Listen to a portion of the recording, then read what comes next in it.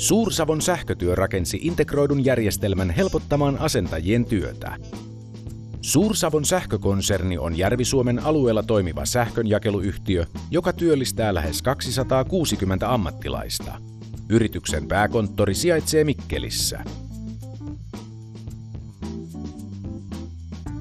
Suur-Savon Sähkötyö on Järvi-Suomessa toimiva sähkönjakeluyhtiö. Se on perustettu yli 60 vuotta sitten ja sen päätehtävä on tämän maakunnan sähköhuollosta huolehtiminen.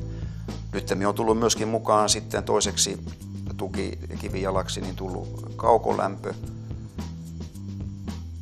Suur-Savon Sähkötyö on urakointiyhtiö, joka kuuluu tähän Suur-Savon Sähkökonserniin ja meidän tehtävämme on huolehtia sähköverkkojen rakentamisesta, kunnossapidosta ja korjaamisesta.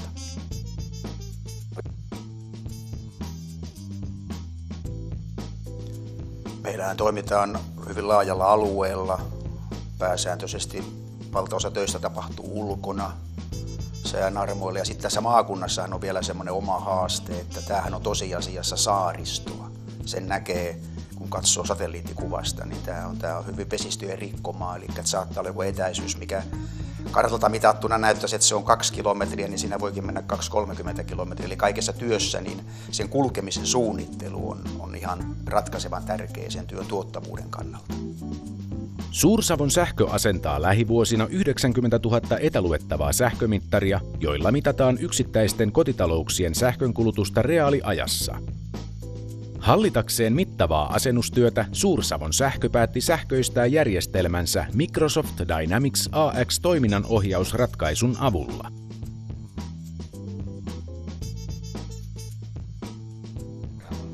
No se oikeastaan lähtee siitä, että me on vuosia haaveiltu tällaisesta tuotannonohjausjärjestelmästä, mutta nyt sitten pari vuotta sitten meille tuli mahdollisuus tarjota tällaista etäluettavien energiamittareiden asennustyötä, joka on useamman vuoden projekti, ja siinä oli asiakkaalla ehdoton edellytys, että kaikki tietojen siirto tapahtuu sähköisesti. Eli me saamme asiakkaalta sähköisessä muodossa tiedot niistä asiakkaista, keneltä täytyy vaihtaa se mittari, ja yhtä lailla meidän kaikki tiedot sitä vanhan mittarin valokuvaa myöten, niin meidän täytyy toimittaa samaan tietojärjestelmään, että meillä oli pakko tehdä jotain, jos me halusimme sen ja kun me halusimme sen työn saada.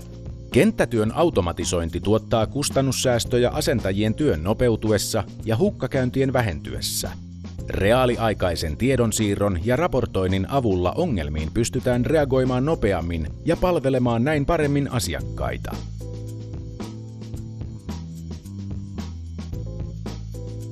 No tässähän on ollut, tietenkin voi ensin sanoa, että tietyllä tavalla tätä työtä ei ole koskaan ennen tehty, koska aivan tällaisia etäluettavia mittareitahan aikaisemmin ei ole ollut, mutta yleensä mittarin asennustyö, niin se mentiin paikan päälle, manuaalisesti luettiin, kirjoitettiin johonkin paperille tai sitten sellaiseen esitäytettyyn lomakkeeseen kirjoitettiin esimerkiksi se uuden mittarin lukema ja sen jälkeen kun tultiin toimistolle, niin annettiin se jollekin ihmiselle tallennettavaksi.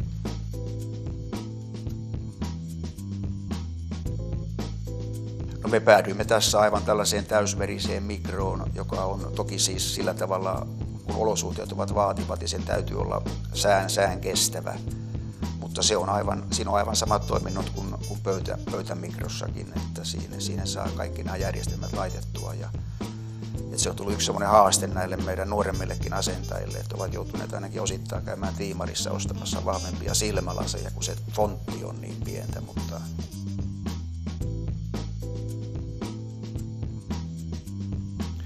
asentaja saa siinä sen tiedon asennettavasta kohteesta, sen osoitteesta. Sitten siinä on myös semmoinen karttasovellutus, eli hän näkee kartalla kun on peräkkäisiä kohteita, jos ne on sellaisia niin sanottuja kelluvia, että niihin voi mennä missä järjestyksessä tahansa, niin hän siitä voi valita sen kulkujärjestyksen. Ja sen jälkeen, kun hän avaa sen työn, niin hän tietenkin varmistaa ensin, että se on oikeassa paikassa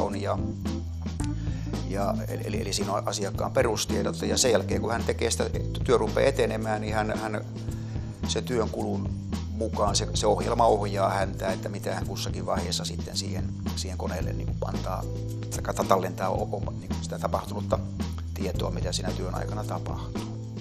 ja sitten aivan lopuksi niin kuittaa sen työn valmiiksi siihen. Uuden toiminnanohjausjärjestelmän käyttöönotossa on auttanut Microsoftin sertifioitu kumppani Digia. Järjestelmä on otettu kokonaisuudessaan käyttöön huhtikuussa 2010.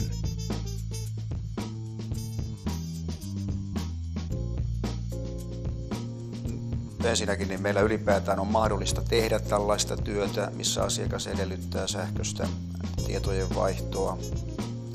Sitten me voimme suunnitella töiden kulun niiden karttasovellutuksien avulla niin huomattavasti aikaisempaa tehokkaammin, varsinkin näissä meidän olosuhteissamme, jossa matkojen merkitys on hyvin iso.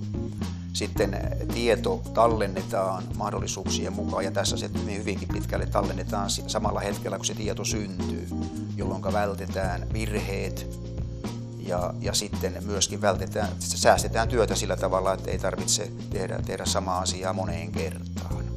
Siirtyminen uuteen järjestelmään muuttaa yrityksen liiketoimintaa asiakaslähtöisemmäksi. Työn tekeminen helpottuu ja tätä kautta saavutetaan myös kustannussäästöjä.